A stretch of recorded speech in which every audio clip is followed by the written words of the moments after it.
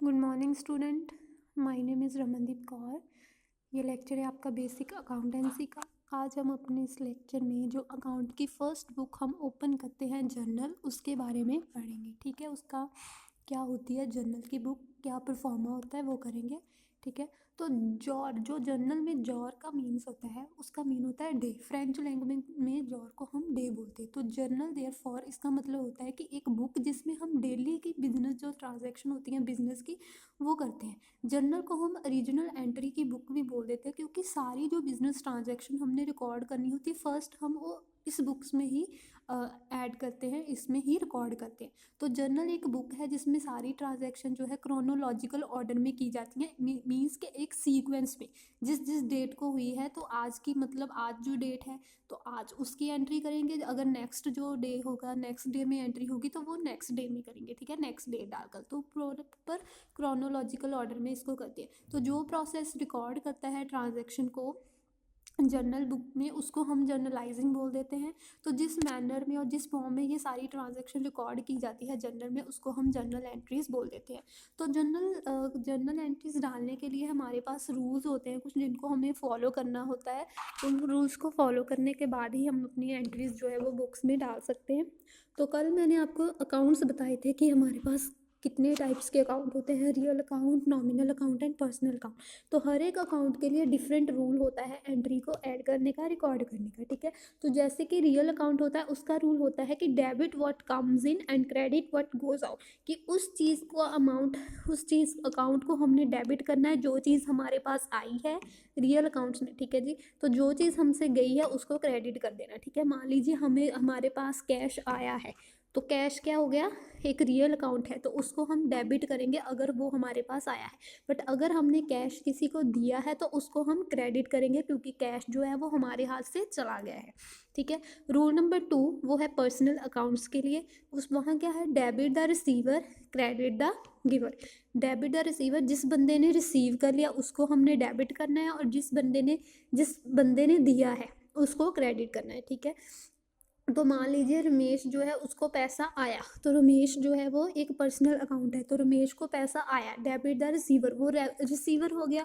अगर रमेश ने पैसा पे किया है तो रमेश क्या होगा, गिवर होगा, उसने पैसा दिया है तो वो वहाँ पर क्या हो जाएगा, क्रेडिट हो जाएगा। ठीक है, तो रूल नंबर 3 है नॉमिनल अकाउंट्स के लिए, debit all the expenses and losses, credit all the income and gains. जो भी हमें एक्सपेंसेस और लॉसेस है उनको हमने डेबिट करना है, और जो भी हमें एक्सपेंसेस और लॉसेस हुए उनको हमने डेबिट, और जो भी हमें इनकम एंड गेन्स हुए उनको हमने क्रेडिट कर देना है। ठीक है, कि मान लीजिए हमने रेंट रिसीव्ड किया, वो हमारी क्या होगी, एक इनकम, क्योंकि हमारे पास कैश आया है, हमें रेंट रिसीव्ड हुआ, तो यहाँ पर हम रेंट क्या करेंगे, क्रेडिट।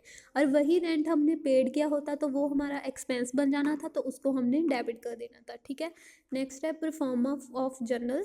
जर्नल का परफॉर्मा है, डेट कॉलम होती है, पर्टिकुलर्स होते हैं। ठीक है जी, पर्टिकुलर्स के बाद LF आता है, मीन्स की लेजर फोलियो, फिर अमाउंट, डेबिट अमाउंट, फिर क्रेडिट अमाउंट। ठीक है, ये है जर्नल का स्पेसिमेन। इस फॉर्मेट में हम जर्नल्स की एंट्रीज करेंगे। ठीक है, तो 5 कॉलम होते हैं। ठीक है जी, इनको हम एक्सप्लेन कर देते हैं। डेट, फर्स्ट कॉलम में हमने डेट लिखनी होती है जिस डेट को हमने ट्रांजैक्शन किया। ठीक है जी, first of all the year जो है वो रिटर्न किया जाता है, फिर मंथ लिखा जाता है, फिर डेट लिखी जाती है। ठीक है जी, मान लीजिए ईयर है ना 2020, मंथ है अब नवंबर, और डेट है आज की 10th। ठीक है, तो ये चीज़ बन गई कि ठीक है जी, एक फॉर्मेट में लिखना। उसके बाद पर्टिकुलर्स, इस पर्टिकुलर्स कॉलम में हमने डबल एंट्री करनी है, 2 अकाउंट्स करने हैं, एक को डेबिट और दूसरे को क्रेडिट करना होता है। ठीक है, तो जो डेबिट करना होता है उसको सबसे ऊपर लिखा जाता है, जहाँ पर ये देखिए name of the account debit लिखा है। तो जो अकाउंट हमने क्रेडिट लिखना होता है उसके आगे हमने 2 लिखना होता है। ठीक है जी, नेक्स्ट है थर्ड कॉलम है LF। LF मीन्स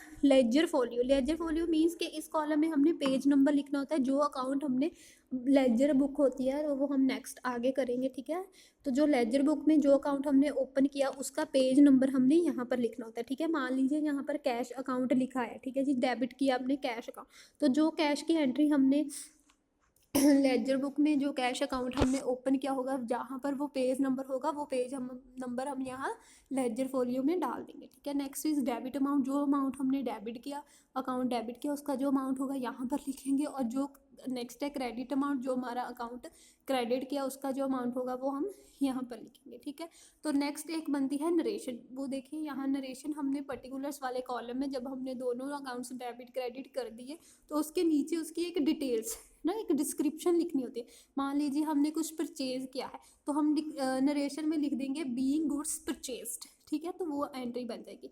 तो हर एक जर्नल एंट्री के कम से कम 2 अकाउंट तो होते ही हैं, ठीक है, उससे ज़्यादा हो सकते हैं, 3-4 हो सकते हैं, बट 2 से कम नहीं हो सकते, ठीक है। ये उसकी मिनिमम रिक्वायरमेंट है कि 2 अकाउंट्स का तो होना ज़रूरी है, और दोनों डेबिट एंड क्रेडिट का जो टोटल होता है वो इक्वल होना चाहिए, ठीक है। तो ये था हमारा जर्नल के बारे में थोड़ी सी मेन इंट्रोडक्शन। कल से हम इसकी जर्नल एंट्रीज स्टार्ट करेंगे, मैं आपको प्रैक्टिकल क्वेश्चन करवाऊंगी। तो उससे पहले आप इसका जर्नल बुक का मीनिंग और इसका एक फॉर्मेट जो है ये अच्छे से अपनी नोटबुक पर राइट डाउन भी कर लीजिएगा, और ये तीनों रूल्स जो हैं उसको अच्छी तरह से समझ लीजिएगा, ठीक है। तो अगर इसमें आपको कोई प्रॉब्लम होगी तो आपने मुझे आज से आज पूछ लेना है, क्योंकि कल हम इसका प्रैक्टिकल कंसेप्ट स्टार्ट करेंगे, ठीक है। तो थैंक यू क्लास।